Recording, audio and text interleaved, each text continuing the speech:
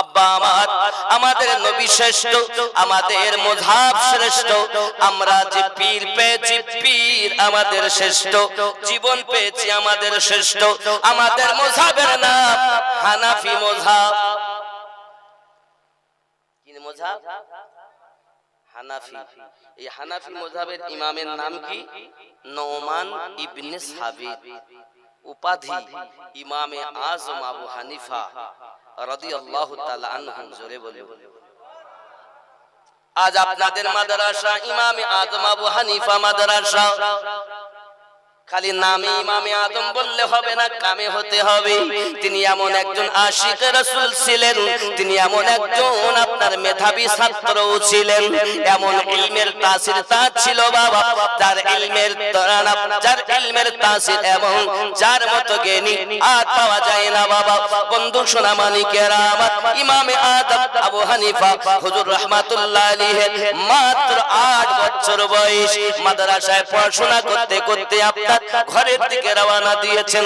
প্রতিমধ্যে একজন ইহুদি পাদ্রী মানুষের কাছে আপনাকে না উঠে দাঁড়িয়ে বলতেছেন, এই মানুষেরা তোমরা যে এক আল্লাহ পরিচয় দিতেছো, এটা তোমাদের ভুল ধারণা। আল্লাহ আছে কিনা বলো, যদি তোমাদের আল্লাহ থাকে এখন আল্লাহ কি করতেছে বলো। সাধারণ মানুষ কোনো উত্তর দিতে পারে না। হযরত ইমামে আযম আবু হানিফা হুজুর কেবলা আমার রাস্তা দিয়ে রওনা দিয়েছেন, টুক টুক টুক টুক করে মানুষের ভিড় দেখে দাঁড়িয়ে গেলেন। সঙ্গে সঙ্গে বলতেছেন, বাবারা এখানে কেন আপনারা দাঁড়িয়ে?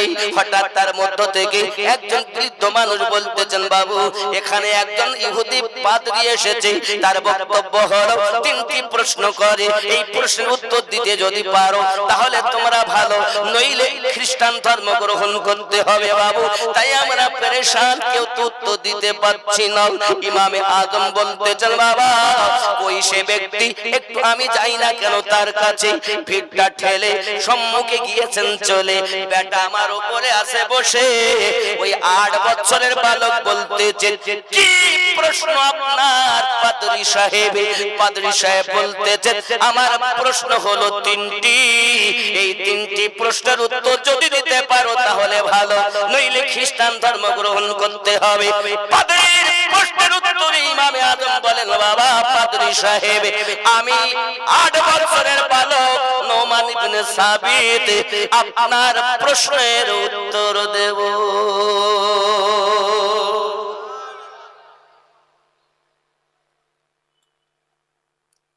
তখন সে বলতেছে, কি এত বুড়ো লোক আছে, এত লোক থাকতে জওয়ান যুবক বৃদ্ধ মধ্যবয়সী কেউ দেবে না, এই ছোট বালক দেবে? কি হয়েছে পাদ্রী সাহেব? আমরা পাচ্ছি না, আমাদের পক্ষ হয়ে বাচ্চা দেবে, আমরা তাতেই সবাই একমত। বলুন সুবহানাল্লাহ। পাদ্রী আমার প্রশ্ন কি, আমি আপনার উত্তর দিব, তাহলে উত্তর যদি আমায় দিতে হয়, প্রশ্নকারী থাকে নিচে, উত্তর দেবে যে সে হবে উপরে। কিছু নাই, নামতে দেওয়ার হবে। সিংহাসনে আপনি বসলে হবে না, বয়স দেখলে হবে না, ভিতরে মাল দেখতে হবে। ভিতরে মাল দেখতে হবে, বয়স দেখি কি হবে? এত মানুষের মাঝে এই ছোট্ট বালককে আমার নাক কেটে দেবে, তাই কি সম্ভব নাকি? আমি এখন নিচে যাব, আর ওই বেটা এখন আমার সিংহাসন দখল করবে, তাই কি সম্ভব নাকি? হে ইমামে আযম আবু হানিফা হুজুর কেবলার মাদ্রাসা ছাত্রগণ, ওনার নামে মাদ্রাসায় ওনার নামে মাদ্রাসা, এই মাদ্রাসার ছাত্রগুলো ইমাম আযম ওয়ালা হবে।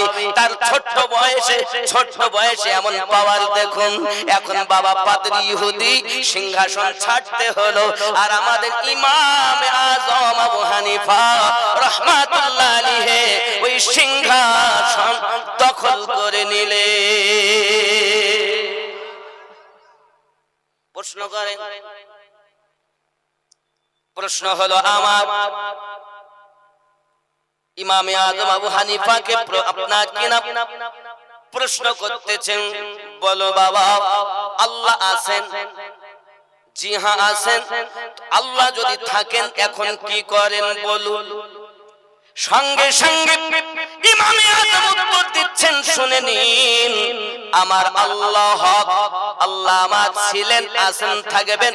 পৃথিবীকে রুজি দান করেন তিনি, রুজি থেকে খাওয়া থেকে পবিত্র হলেন তিনি, তিনি কোন কর্ম থেকে পবিত্র।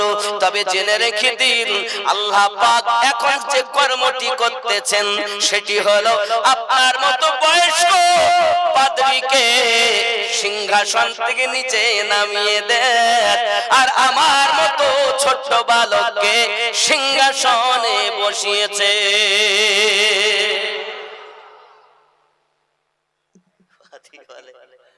যুক্তির ফেরে তো পড়ে গেছে, তাই তো এটা তো ঘটবে।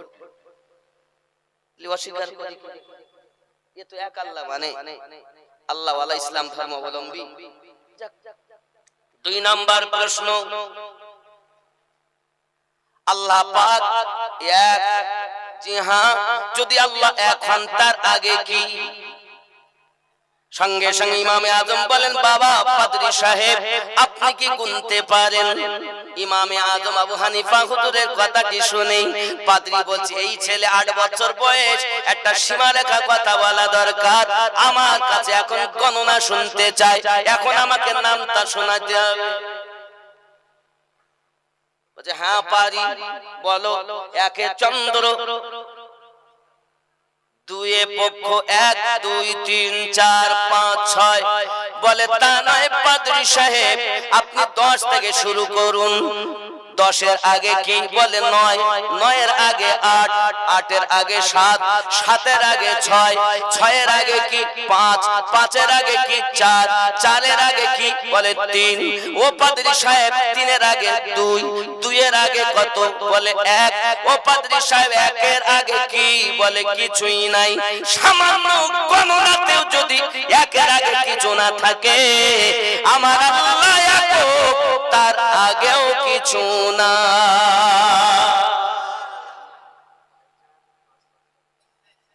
কাইজার মুহাম্মদ কাইজার 5000 টাকা দাতা, আল্লাহ দান কবুল করুন, আল্লাহ দিতে বরকত দিন, তার নেক জায়েজ নিয়তকে পূর্ণ করুন। যদি বলি আল্লাহুম্মা আমিন। ইমামে আযম আবু হানিফা নোমান বিন সাবিত রাদিয়াল্লাহু তাআলা আনহু যখন এমন কথা বললেন, বাপজি আমার, সঙ্গে সঙ্গে সবাই তো মেনে নিয়েছে। পাদ্রী হতভম্ব আশ্চর্যান্বিত হয়ে গেল। দুটি প্রশ্নের উত্তর যথাযথ আমি পেয়েছি, একটি প্রশ্ন আমার বাকি রয়েছে। ওই প্রশ্নটি কি একবার বলুন পাদ্রী সাহেব? প্রশ্নটি হলো এই, বলে দিন, বলে দিন, আল্লাহ পাক যদি আছেন, আল্লাহ পাকের চেহারা এখন কোন দিকে? আল্লাহর মুখ কোন দিকে? কে বলবে? বলছেন পাদ্রী সাহেব উত্তরটাও আমি দেব। যত রকম জটিল প্রশ্নের উত্তর, যত রকম জটিল প্রশ্ন সমাধান করেছেন তিনি হলেন ইমামে আযম আবু হানিফা। এ বাবা খুব ভালো করে প্লেনের ভিতরে নিন। একদিন ইমামে আযম আবু হানিফা হুজুর রাহমাতুল্লাহ আলাইহির কাছে একজন ব্যক্তি এসে হাজির হয়ে গেছেন। একজন আপনার এসে হাজির হয়ে গেছেন, মহিলা, হাতে তার এক গ্লাস পানি, ডাক দিতেছেন, হুজুর আপনার কাছে একটা মশলা জানতে আসলাম। কি মশলা? আমার স্বামী বাড়িতে এসে আমার কাছে পানি চেয়েছেন, পানি দিতে আমার দেরি হয়ে গেল বলে আমার স্বামী আমাকে বলেছেন পানি খাবো না, রাগ করে বললে পানি আমি খাবো না। এ বিবি, পানি যদি রাখিস তোকে তালাক, যদি পানি তুই পান করিস তাও তালাক, যদি ফেলে দিস তবু তুই তালাক, কাউকে যদি খেতে দিস তবু তুই তালাক। হুজুর এখন পানির গ্লাস আমার হাতে, বড় বিপদে বাঁচা।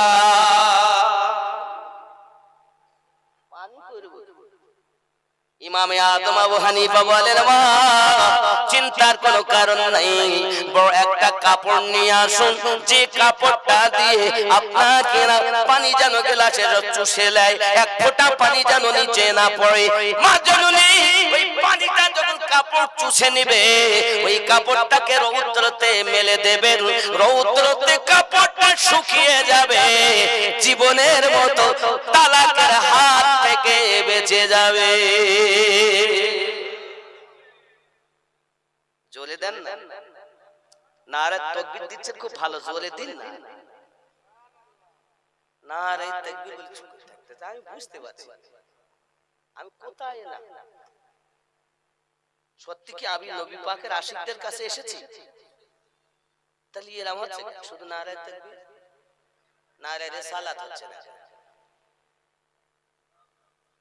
আব্বা আমার, আমি জানি না, যারাই করুক, আমি বারবার বলছি, কোরআন মাজিদ সূরা আল ইমরান আয়াত নাম্বার 31 আল্লাহ পাক বলেন, বিসমিল্লাহির রহমানির রহিম, কুল ইন কুনতুম তুহিব্বুনাল্লাহ ফাত্তাবিউনি ইউহিব্বুকুমুল্লাহ ওয়া ইয়াগফিরু লাকুম যুনুবাকুম ওয়াল্লাহু গফুরুর রহিম। হাবিব বলে দিন, যদি কেউ আমি আল্লাহকে ভালোবাসতে চায়, ফাত্তাবিউনি, অনুসরণ, ইত্তেবা, অনুকরণ যেন আপনার করে।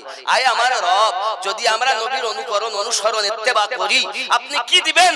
রব্বে কারীম বলেন, ইউহিব্বুকুমুল্লাহ, আমি আল্লাহ তাকে ভালোবাসবো। আল্লাহ আর কিছু দিবেন? হ্যাঁ দিব। ওয়া ইয়াগফিরু লাকুম যুনুবাকুম, আমি আল্লাহ পাক তার জীবনের গুনাহ maaf করে দেব। আর কি দিবেন? আল্লাহু গফুরুর রহিম, আমি আল্লাহ তার প্রতি দয়া রহমত নাজিল করতেই থাকবো। জোরে বলেন।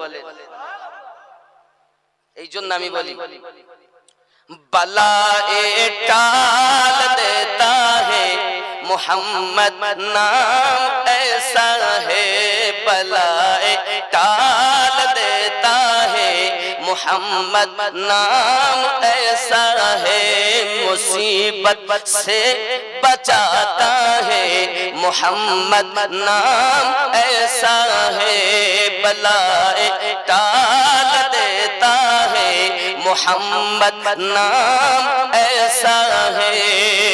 जोरे बोलो, मोहब्बत से हर किस्मी अंगूठा चूम लेते हैं, ज़ुबां पे जब भी आता है मोहम्मद नाम ऐसा है, मुसीबत से बचाता है मोहम्मद नाम ऐसा है, बलाए टाल देता है मोहम्मद नाम ऐसा है।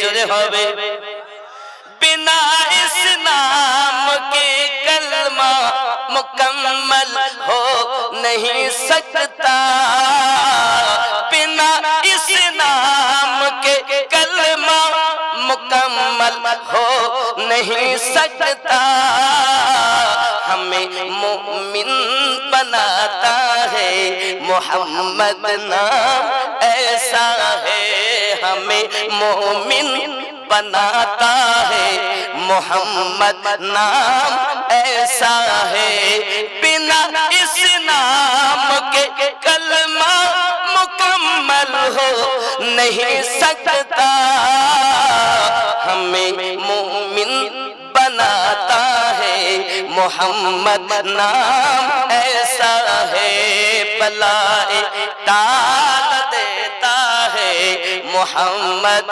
नाम ऐसा है। जुड़े होवे, जिसे सुनते ही हर एक सुन्नी आशिक अहमद रजा का दिल खुशी से झूम जाता है मोहम्मद नाम ऐसा है, खुशी से झूम जाता है मोहम्मद नाम ऐसा है, मुसीबत से बचाता है मोहम्मद नाम ऐसा है।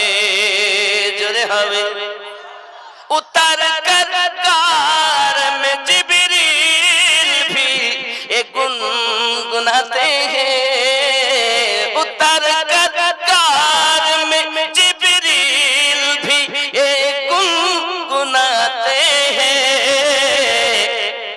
हा हा, हीरा भी जगमगाता है मोहम्मद नाम ऐसा है बलाए टाल देता है मोहम्मद नाम ऐसा है अल्लाहुम्मा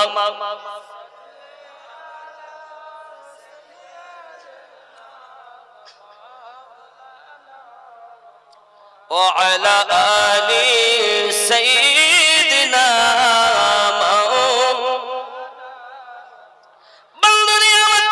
খেয়াল করুন ইমামে আযম আবু হানিফা আলাইহি রাহমাতুল্লাহ রিদওয়ান বলেন বাবা আপনার 3 নাম্বার প্রশ্ন হলো এটাও যে আল্লাহ পাক আল্লাহ তাআলার চেহারা এখন কোন দিকে তাই যদি আপনি জানতে চান একটি মোমবাতি কিনে আনুন আনলেন একটি মোমবাতি কিনে আনার পরে আব্বা আমার মোমবাতিটা জ্বালিয়ে দেওয়া হলো মোমবাতিটা যখন জ্বালিয়ে দেওয়া হলো বন্ধু আমার তার সীসা উপরের দিকে কোন মানুষের দিকে আপনার কিনা তার সীসাটা নাই ইমামে আযম বলেন সামান্য 1 টাকার একটি মোমবাতি তার যদি সীসা চতুর্দিকে হয় আমার আল্লাহ तमाम জাহানের পালন কর্তা তার চেহারা সকলের দিকে প্রশ্নের উত্তর হয়ে গেল মুসলমানদের ঈমান বেঁচে গেল খ্রিস্টান ধর্ম গ্রহণ করতে হলো না জোরে বলুন সুবহানাল্লাহ 8 বছর বয়স থেকে মুসলমানদেরকে ইমামে আযম শিক্ষা দিতে আছেন আব্বা আমার এতটুকুই নয় ইমামে আযম আবু হানিফা হুজুর রাহমাতুল্লাহ আলাইহি এমন ইবাদতি ছিলেন বাবা আর কয়েকদিন পরে আপনি রমজানের রোজা রাখতে পাবেন সোনা মানিক রমজান মাস আমাদের সম্মুখে এই রমজানের মুবারক মাস যখন আপনার এসে যেত ইমামে আযম আবু হানিফা হুজুর একটি মাসে 61 বার কোরআন মাজিদ খতম করতেন কিভাবে করতেন বাবা সারা শিকানেরা ভালো করে মাথায় রাখুন বাবা ইমামে আযম আপনার কিনা এক পায়ে 15 পারা কোরআন তেলাওয়াত আবার বাম পায়ে আবার 15 পারা কোরআন তেলাওয়াত সারা রাতের ভিতরে 2 রাকাত নামাজে এক খতম কোরআন তেলাওয়াত করতে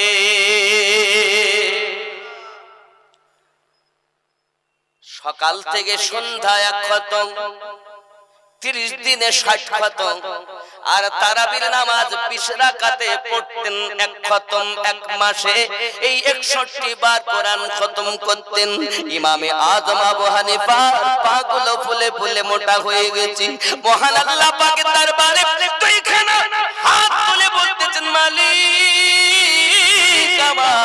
আমি ইমামে আযমকে মানুষ না বানাইয়া যদি জঙ্গলের গাছের পাতা বানাইয়া দিতেন আয় আমার রব আয় আমার স্রষ্টা জঙ্গলের পশুরা জীবেরা অবলা জীবগুলো আমি পাতা বলে আমাকে খেয়ে নিত ময়দানে মাহশরে কিয়ামতের দিন ইমামে আযমকে হিসাব দিতে হতো না আল্লাহ কাঠগড়াতে দাঁড়াতে হতো না এ আমার সোনামানিকেরা এত ইবাদত তার জীবনে তিনি যদি আমল করে আল্লাহ পাকের কাছে রোনাজারি করে রে বন্ধু আমাদের ইবাদতের কোনো ঠিকানা নাই আমাদের কোনো রিয়াজাত বান্দাগি তেমন নাই আমরা কেমন করে আশা করি জান্নাতে যাব হে যুবক ইমামে আযম আবু হানিফা রাদিয়াল্লাহু তাআলা আনহু এমন ব্যক্তি ছিলেন জগতের বুকে তিনি যখন মদিনাতুল মুনাওয়ারায় হজের জন্য পৌঁছিয়েছেন বাবা মদিনাতুল মুনাওয়ারাতে প্রত্যেক ব্যক্তিকে 40 ওয়াক্তের নামাজ আদায় করতে হয় আদব এই মাদ্রাসা যদি আপনি ইমামে আযম নামে করেছেন তো বাচ্চাদের মধ্যে আদব দিবেন আগে শিক্ষা পরে দেন আদব আগে দেন ইমামে আযমের আদব দেখেন মদিনাতুল মুনাওয়ারায় 3 দিন থাকেন তিনি প্রত্যেকের জন্য 40 ওয়াক্ত নামাজ ইমামে আযম 3 দিন 15 ওয়াক্তের নামাজ পড়ে চলে আসেন আব্বা আমার ইমামে আযম নোমান বিন সাবিত রাদিয়াল্লাহু তাআলা 3 দিনের বেশি থাকেন ভক্তরা বলছেন হুজুর আপনি এই জন্য তো শ্রোতারা বলে বক্তাদের ঘুরানোর ফিরানোর আছে আপনার জন্য 3 দিন আমাদের জন্য 8 দিন অনেক সময় অনেকে বলে মৌলবীদের ঘুরানোর ফিরানোর আছে গো আল্লাহ না জানে না তাই আসলে কি সত্যি? তা নয় বাবা, এটা কোনো কথা নয়। আব্বা আমার ইমামে আজম বলতেছেন বাবা, শরীয়তের হুকুম হলো 8 দিন থাকো কমপক্ষে 40 ওয়াক্তের নামাজ তাকবীর উলা সহ আদায় করতে হবে। মসজিদ নববীতে তাকবীর উলা সহ 40 ওয়াক্তের নামাজ 8 দিনে 40 ওয়াক্ত। তারপর আপনি 12 দিন 14 দিন 15 দিন 20 দিন যতদিন পারেন আপনি থাকুন, কমপক্ষে 8 দিন আপনাকে থাকতেই হবে, এটা হলো বিধান। ইমামে আজম আবু হানিফা বলেন, হুজুর কি জিজ্ঞাসা করেন, হুজুর আপনি কেন 3 দিন থাকবেন চলে যাবেন? ইমামে আজম বলেন, বাবা রে আমি ইমামে আজম 3 দিন পর্যন্ত পেশাব না করে পায়খানা না করে থাকতে পারি রে বাবা। 3 দিন পার হয়ে গেলে আমি ইমামে আজমের পেশাব করার প্রয়োজন হয়, পায়খানা করার প্রয়োজন হয়। আমি ইমামে আজম চিন্তা করি, যে দেশে আমার রাসূলুল্লাহ শুয়ে রয়েছেন, যে দেশে আমার দয়াল নবী ঘুরে বেড়িয়েছেন, আমি ইমামে আজম নগণ্য গোলাম, আমি কেমন করে ওই দেশে পেশাব পায়খানা করি? বাবা রে 3 দিন পার হয়ে গেলে আমি ইমামে আজম মদিনা ত্যাগ করে অন্য শহরে চলে গিয়ে পেশাব পায়খানা গুলো করি। বাবা ইমামে আজম বলেন, বাবা গো তোমাদের জন্য হলো ফতোয়া, আর আমি ইমাম আজম যেটা করি সেটা হলো তাকওয়া।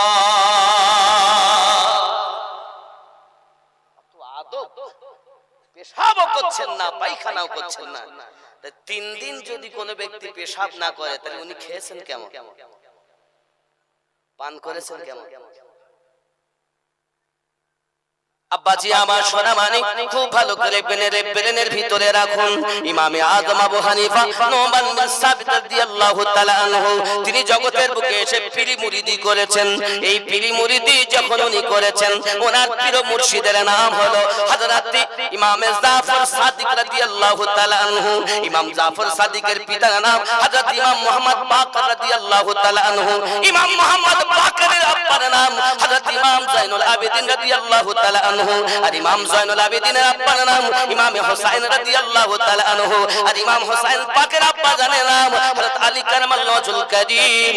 আর হযরত আলী রাদিয়াল্লাহু তাআলা আনহু যার কাছ থেকে বেলায়াত প্রাপ্ত, তিনি হলেন প্যারা নবী রাসূলুল্লাহ। ইমাম আজম করছেন, তার পীর চেনেন না, তার পীর ইমাম মুহাম্মদ জাফর সাদিক রাদিয়াল্লাহু। অনেকেই বলছে হুজুর পীরেরা কি কিছু নিবে, পীরেদের দরকার আছে নাকি? দুনিয়ার মোল্লাদের কথা জিজ্ঞাসা করো না বাবা, আল্লাহ পাকের কাছে বলুন। আল্লাহ পাক আল্লাহ তাআলা জানিয়েছেন, বিসমিল্লাহির রহমানির রহিম, মান ইয়াহদিল্লাহু ফাহুয়াল মুহতাদি। আমি আল্লাহ যাদের হেদায়েত দান করি তারা হেদায়েত প্রাপ্ত হয়। ওয়া মান ইউদ্লিল, আর আমি আল্লাহ যাদের পথভ্রষ্ট করি ফালান তাজিদা লাহু ওয়ালিয়াম মুরশিদা। পথ প্রদর্শক আউলিয়াকে মুর্শিদ রূপে পাবে না। মুর্শিদ পেল যারা, হেদায়েতে থাকলো তারা। যাদের মুর্শিদ নাই, আল্লাহ তাদের হেদায়েত দেননি। এজন্য মুর্শিদ ধরুন। মুর্শিদ কেমন হবে?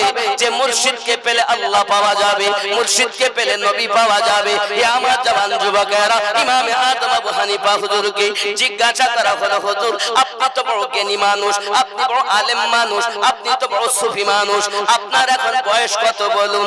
ইমামে আজম বলেন, আমার বয়স 2 বছর। কয় বছর? 2 বছর বয়স। তো 2 বছরে কি হবে? আপনি আমাদের সঙ্গে ঠাট্টা মজা করছেন। আমরা দেখতে পাচ্ছি আপনার 2 বছর বয়স নয়, আপনার দাড়ি সাদা। আর আপনি বললেন? ইমামে আজম বলেন, বাবা আমার বয়স, জন্ম নিয়েছি যবে থেকে আমার বয়স 68। 66 বছর আমার হেলায় নষ্ট হয়ে গেছে। 2 বছর আমি ইমাম জাফর সাদিক হুজুরের কাছে বায়াত গ্রহণ করে ইসলামের হাকিকাত বুঝেছি, আল্লাহর মারিফাত বুঝেছি। আমার জবাব জ্ঞান হলো 2 রকম। এখন ইলমি শরিয়াত মাদ্রাসায় পাওয়া যাবে, স্কুলে পাওয়া যাবে, ইউনিভার্সিটিতে পাওয়া যাবে। আর একটা জ্ঞান হলো ইলমে মারিফাত। এই দুই জ্ঞানে যিনি জ্ঞানান্বিত ওই ব্যক্তি হলো প্রকৃত জ্ঞানী। যাকে তাকে জ্ঞানী বললো না। আমার জওয়ান যুবক সোনামানিকেরা, এতটুকুই নয়, ইমামে আযম আবু হানিফা হুজুর এমন তাকওয়াদার ছিলেন, এমন ইবাদত বান্দাগি করতেন বাবা সোনামানিকেরা, আমার ইবাদতের তুলনা ছিল না। যার পৃথিবীর সরজমিনে আল্লাহ পাকের ইবাদত করেছেন, আমরা তো ইবাদত করতে পারিনি বন্ধু। উনি ছিলেন কাপড়ের ব্যবসাদার জগতের বুকে। এমন সময়তে আপনার কখনো টুপি সেলাই করতেন বাবা, কাপড়ের একটা দোকান ছিল না।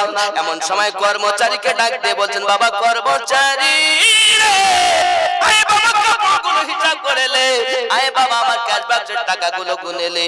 ক্যাশ বাক্সের টাকা এবং আপনার কিনা কাপড়গুলো হিসাব করে করে সব কর্মচারীকে বুঝিয়ে দিই। উনি বলছেন, বাবা একটা কাপড়, একটা করে দুইটি কাপড়, এক জায়গায় করে দুই জায়গায় বিধা রয়েছে। বিধা বলে বিধা বিধা খাম খাম, আমাদের দিকে বলে নালি ফোর, ওই দিনাজপুরের দিকে শুনেছি এটাকে বলে উভান, আর আপনারা বলছেন খাম। বুঝতে পারছেন একই জিনিস, ভাষা কতটা দেখেন। আমাদের দিকে নালি ফোর, দিনাজপুরের দিকে উভান, আপনাদের এখানে খাম। একটু সুতো মোটা হয়ে থাকে না, দুই এক জায়গায় কাপড়ে দেখেন না সুতো মোটা, একেই বলছে খাম। বাবা এই দুটি কাপড় 5 করে 10 টাকা কম দামে বিক্রি করবে, আমি চলে গেলাম, এসে আবার হিসাব করে নেব। ঠিক আছে হুজুর আপনি যান, আমি আছি। উনি যখন চলে গেলেন, কাপড় চোপড় ব্যাপার আপনার এসেছে, খরিদ্দার খরিদ করে নিয়ে চলে গেছে। উনি দীর্ঘক্ষণ পর উনি যখন দোকানে এসেছেন, ক্যাশ বাক্সের টাকা হিসাব করতেছেন, কাপড়গুলো হিসাব করতেছেন, 5 টাকা করে 10 টাকা বেশি হয়, এপিট টিপিট করে বারবার গুনতেছেন, 10 টাকা বেশি হয়। রে বাবা কর্মচারী কি করলি, টাকা কেন বেশি হয় বলতে পারিস? কর্মচারী বলেন, হুজুর আপনি যে আমাকে 5 টাকা করে 10 টাকা কম দামে দুটি কাপড় বিক্রি করতে বলেছিলেন, সেটি আমার মনে ছিল না, আমি অন্য কাপড়ের নাই কাপড় দুটো বিক্রি করে দিয়েছি। ইমামে আজম বলেন, বাবা তুই কত সর্বনাশ করেছিস, কত ক্ষতি করেছিস জানিস? ওই মানুষটাকে কি একবার চিনতে পারবি যে কাপড় খরিদ করে নিয়ে গেছে? হুজুর সম্ভবপর নয়। কার কাছে বেচেছো সেটা কি জানো? হুজুর তাও সম্ভব নয়। তবে এখন উপায় কি হবে বলো বাবা? 5 টাকা করে 10 টাকা বেশি টাকা এখন কি করা যাবে? টাকাগুলো ক্যাশ বাক্সে হিসাব করে দেখেন 40,000 মতো টাকা আছে। ইমামে আজম বলেন, বাবা 5 টাকা করি 10 টাকা বেশি হওয়ার কারণে এই টাকাগুলো আমি ইমামে আজমের জন্য হালাল হবে না, এই টাকাগুলো সাদকা করে দাও। হে যুবক, ইমামে আজম হানিফা হুজুর রাহমাতুল্লাহ আলাইহি এত তাকওয়াদার ছিলেন, 10 টাকা বেশি হওয়ার জন্য 40,000 তিনি সাদকা করে দিলেন। আর আমরা বেশি হলে বুঝতে পারি না, কম হলে মোটে গুনতে জানে না, কম হলে কাকু করে।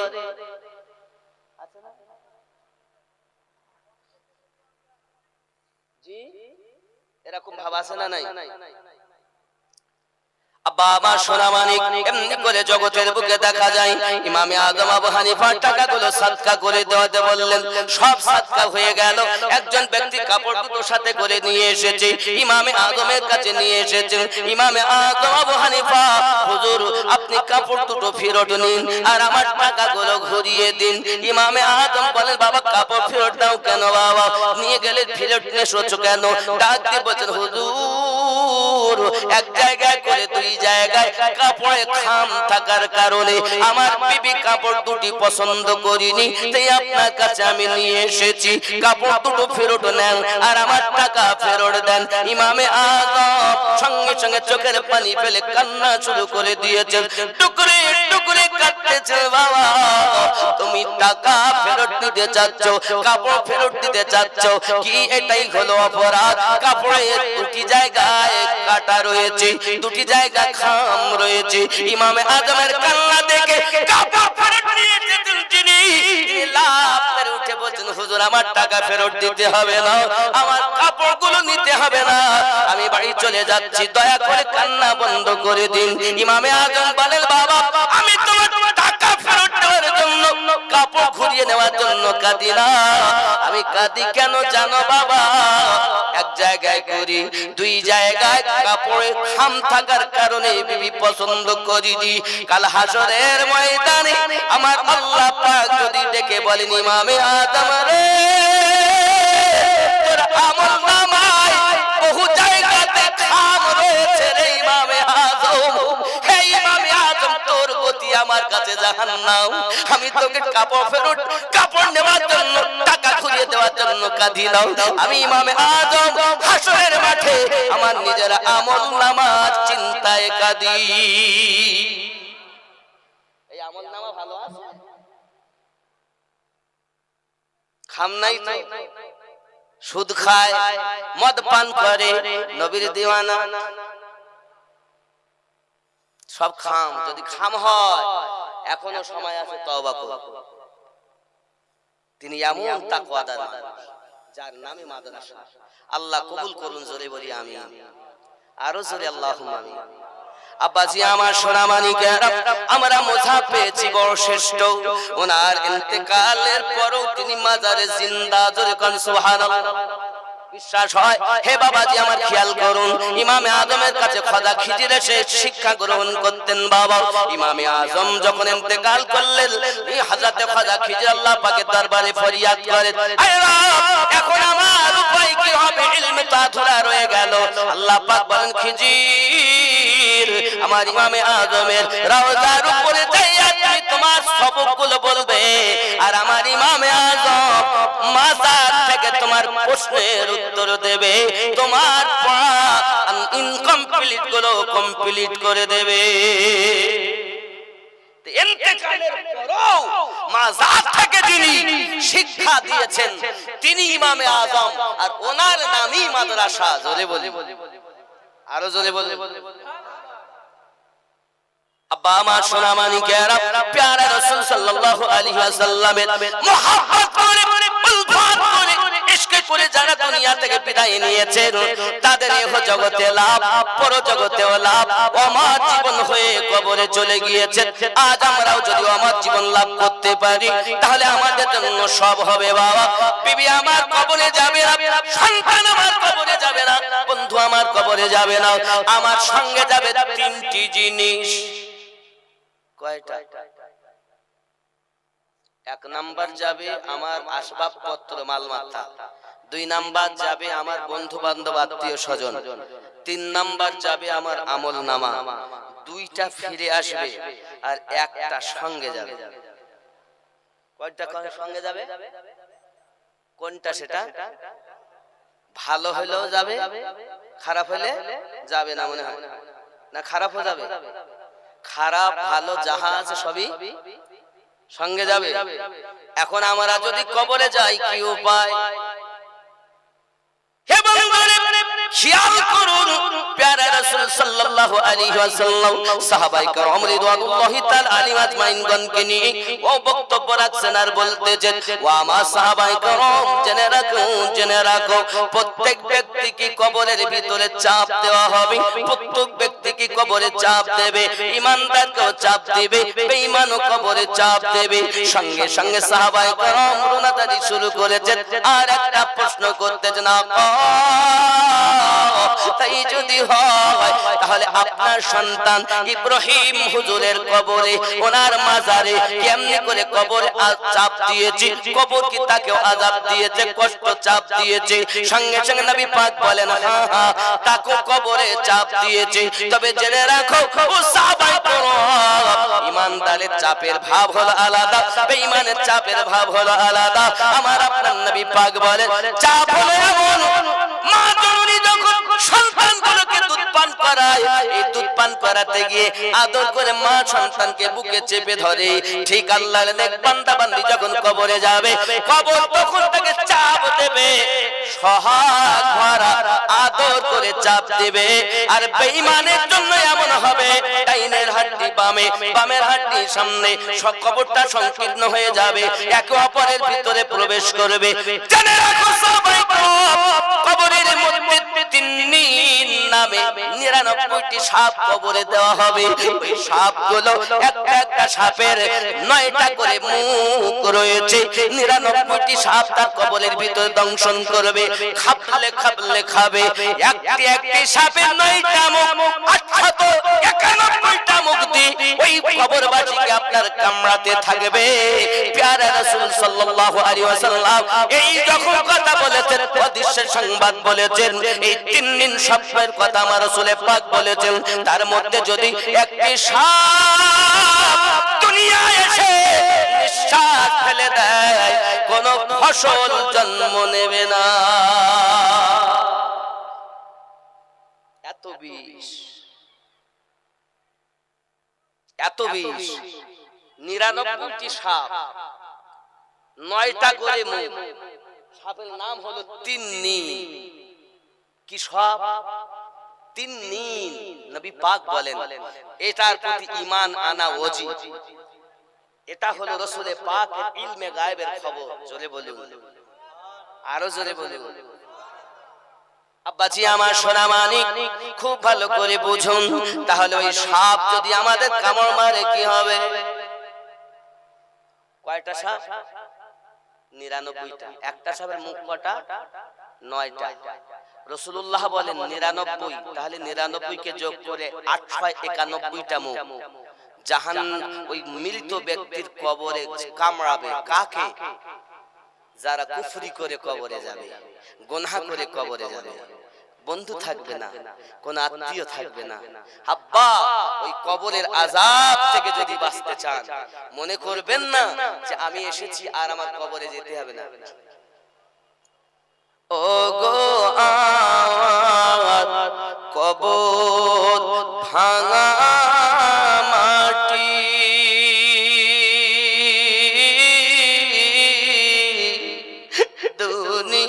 দুনিয়ার সব মায়ার পিছনে তোমাকে জেনেছি খাঁটি।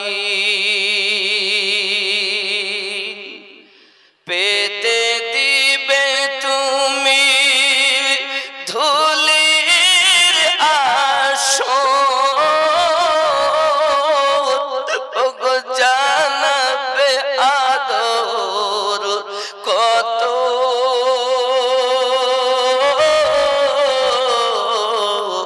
তোমারি বুকে শুয়ে পড়িব চির জনমের মতো। রবে না সেদিন পিতার আদর, মায়ের স্নেহের চুম।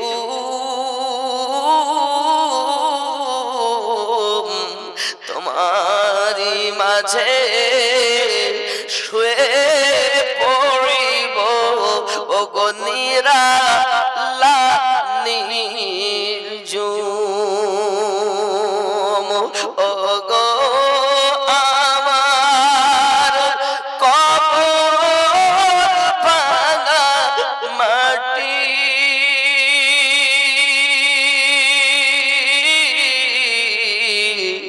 দুনিয়ার সব মায়ার পিছনে তোমাকে জেনেছি খাঁটি।